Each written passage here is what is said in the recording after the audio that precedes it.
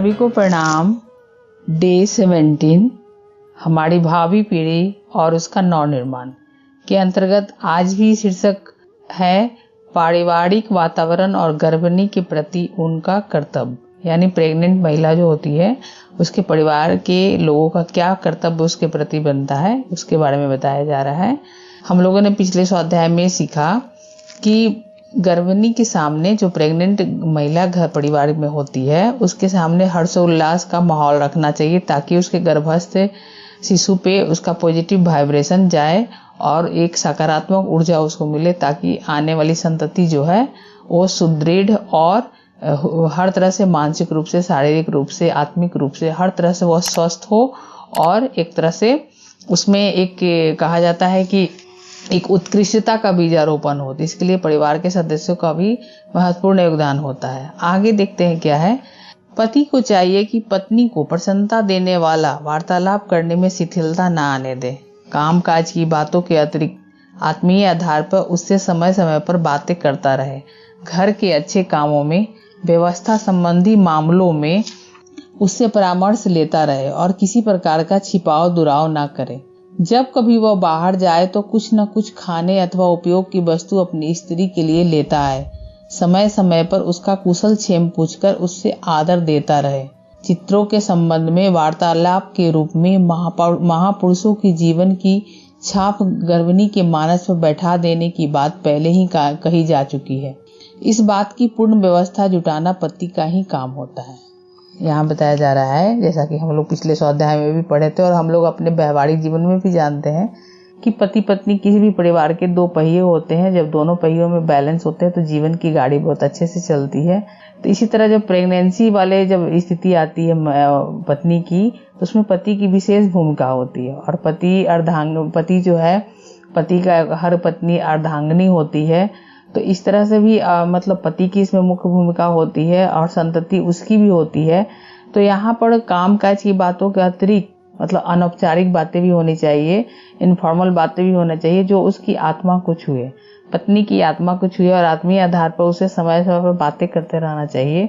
उसमें काम व्यवस्था से अलग मतलब एक तरह से उसे परामर्श लेने का, माने कोई भी अगर कोई फैसला घर में हो रहा हो तो उसमें पत्नी को भी तवज्जो देना चाहिए, उसकी भी परामर्श को भी प्राथमिकता दी जानी चाहिए। उसे लगे कि उसकी भी जो निर्णय हो रहे हैं घर परिवार में उसमें उसकी सहभागिता है, यानी उसकी महत्वपूर्ण उपस्थिति दर्ज कराने की एहसास उसके कराने चाहिए। इससे क्या होता है कि एक तरह से स्त्री के मानस पर जो है इसका बहुत ही सकारात्मक प्रभाव पड़ता है और पहले से कार्य करने की उसमें कह सकते हैं क्षमता बढ़ जाती है। तो जब गर्भिणी के मानस पर इस तरह की बातें करते हैं, उससे कुशल क्षेम पूछते हैं, उसके आदर सम्मान देते हैं, उससे ऐसे वार्तालाप करते हैं, महापुरुषों की कहानी और नाटकों या फिर बातचीत के माध्यम से महापुरुषों के बारे में या फिर कुछ भी ऐसी आत्मविश्वास बढ़ाने वाली बातें करते हैं, तो उसका भी बहुत ही सकारात्मक प्रभाव एक प्रेग्नेंट लेडी पे पड़ता है।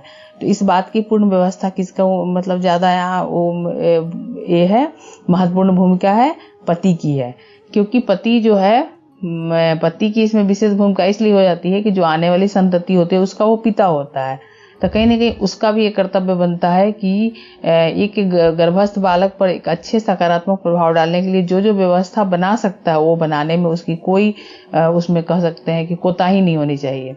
इस बात की पूर्ण व्यवस्था जुटाना पति के काम है। उसे सदैव यह चेष्टा करते रहना चाहिए कि जो कुछ वह बाहर से लाए वह सुंदर हो, जो जो बातें करे वो सुंदर हो। इस संदर्भ में फूलों के गुलदस्ते पर घर में रखना, उनसे अपने घर की सजावट करना बड़ा उपयोगी रहता है।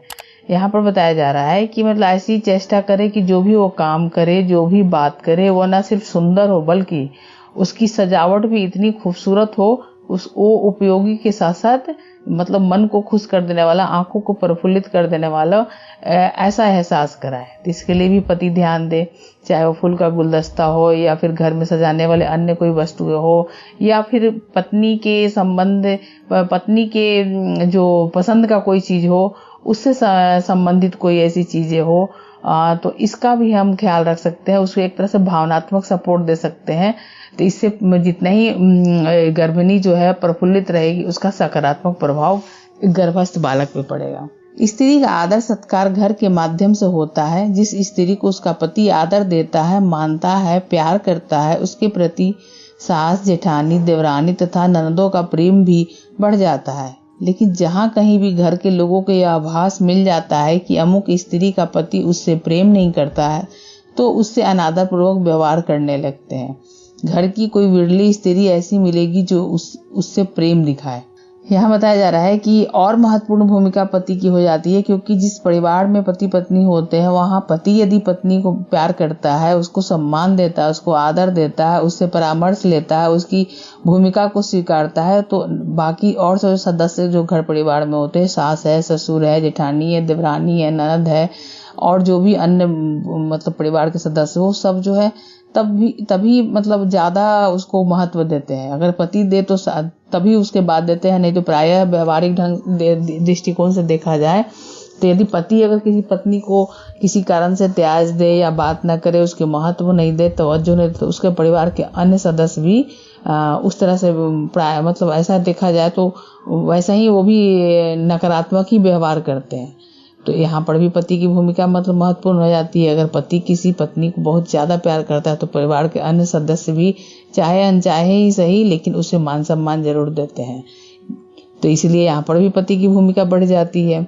और इससे क्या होता है, स्त्री को एक तरह से प्रेम मिलता है तो वो भी प्रेम दिखाती है, उसे भी अपने परिवार में महत्वपूर्ण भूमिका समझ में आती है। और वो एक मतलब एक कहा भी जाता है कि एक स्त्री एक कुल को नहीं 2 कुल को देखती है। पति स्त्री का खूंटा होता है जिसके सहारे वह नाचती है। अतः सबसे बड़ी आवश्यक वस्तु पत्नी के लिए पति का प्रेम प्राप्त करना है।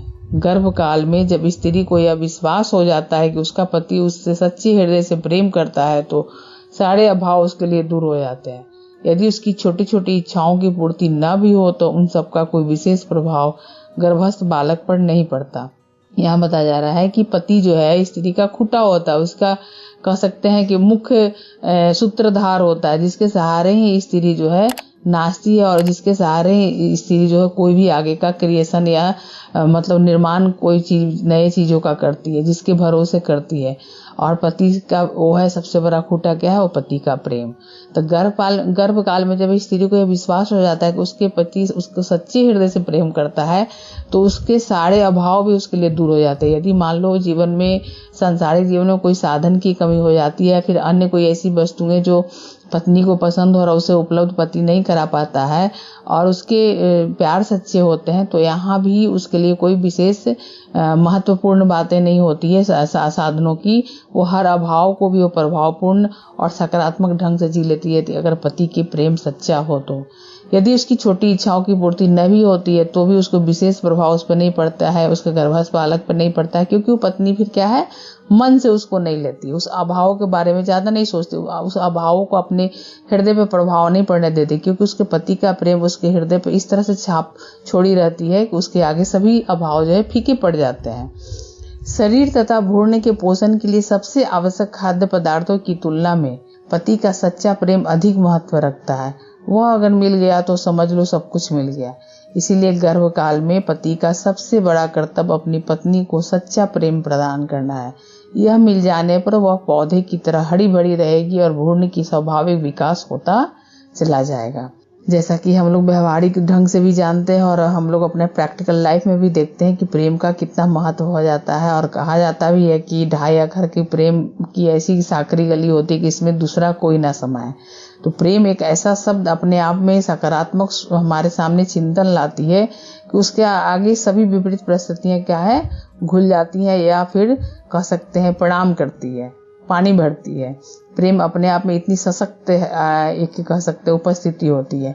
तो जब पति जो है पत्नी को सच्चा प्रेम करता है तो वहां फिर क्या होता है, अगर उसको कुछ अभाव भी उसके जीवन में रहते हैं तो उसको वो ज्यादा तवज्जो नहीं देती है और वो प्रसन्नचित्त रहती है। तो इसलिए परिवार के सभी सदस्यों का ये महत्वपूर्ण भूमिका होती है कि गर्भिणी के सामने पारिवारिक वातावरण जो है वो एकदम हर्षोल्लासित रखे, ताकि उसके गर्भ काल में सबसे बड़ा मतलब कह सकते प्रभाव उसके हर्ष उल्लास का ही पड़े। और उस प्रफुल्लित वातावरण बनाने के लिए पति के साथ साथ परिवार के सभी सदस्य भी जब इसमें मुख्य भूमिका निभाते हैं तो अपने आप जो है प्रेग्नेंट महिला जो उस घर की होती है, उस परिवार की होती है, कोई पत्नी होती है, तो वो हर्षोल्लासित रहती है, जिसके कारण उसके गर्भस्थ बच्चे पे क्या होता है, बहुत ही सकारात्मक प्रभाव पड़ते हैं।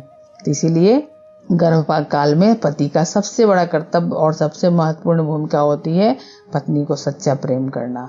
और ये जब जैसे ही उसको जब ये मिल जाते हैं तो पौधे की तरह हरी भरी, यानी कि पौधा क्या है, उसमें अगर हम हमेशा सिंचन करते रहते हैं, पानी देते रहते हैं, खाद पानी देते रहते हैं, तो हरी भरी रहती है। तो उसी तरह प्रेम का जब सिंचन गर्भस्थ महिला पे, गर्भवती महिला पर पड़ता है और उसका पति खास करके इस सिंचन को देता है, विसिंचन करता है, उसको प्रेम का भाषा, उसको उससे भाषा प्रेम की भाषा में उससे बातें करता है, तो हरी भरी रहती है, हर्षोल्लासित रहती है। तो स्वाभाविक है कि उसी तरह के हार्मोन्स उसके बॉडी में बनेंगे, तो उसके भ्रूण पर भी सकारात्मक प्रभाव पड़ेंगे। तो इस तरह से भ्रूण का जो है अपने आप जो है, जो गर्भस्थ बालक है या बालिका जो भी है, उसकी जो आने वाली संतति है, उसका स्वाभाविक विकास जो है बहुत ही अच्छे तरीके से होती है। तो इस तरह ये टॉपिक आज समाप्त होता है और आज का स्वाध्याय भी हम लोग यहीं तक रहने देते हैं। नेक्स्ट क्लास में पढ़ेंगे। तो आज मुख्य रूप से हम लोग यही सीखें कि एक गर्भिणी महिला के प्रति उसके परिवार का जो है सदस्यों का महत्वपूर्ण भूमिका होती है कि परिवार में एक हर्षोल्लास का माहौल बना के रखें, और इसके लिए सभी अपने अपने कर्तव्य और उत्तरदायित्व को समझें। तो आने वाली संतति, हमारी भावी पीढ़ी जो होती है, उसके नव निर्माण अपने आप होता चला जाता है, गर्भ से ही होता, उसकी शुरुआत हो जाती है। और हम कहीं ना कहीं यहाँ पर अपनी महत्वपूर्ण भूमिका एक मनुष्य होने के नाते, एक परिवार की इकाई होने के नाते, एक किसी महिला के पति होने के नाते, या किसी बालक के पिता होने के नाते, समाज के एक इकाई होने के नाते, राष्ट्र के एक नागरिक होने के नाते, विश्व में एक मनुष्य घर में जन्म लेने के नाते, हम अपनी महत्वपूर्ण भूमिका, एक महत्वपूर्ण कर्तव्य के अदायगी करके जाते हैं। तो इस तरह हम सोचे समझें कि हमारी भूमिका अब कहाँ है, और इसको, इस समय को, इस संधि वेला में महाकाल की पुकार सुने और समझें, और भावी संतति से संतान हमारे समाज में कैसे आए, उसके लिए हम क्या क्या कर सकते हैं, उसके लिए सोचे और मंथन करें। सभी को धन्यवाद। और हम सब ये कर सकते हैं, ये जरूर सोचें, तो हम बिल्कुल हम कर सकते हैं। प्रणाम सभी को।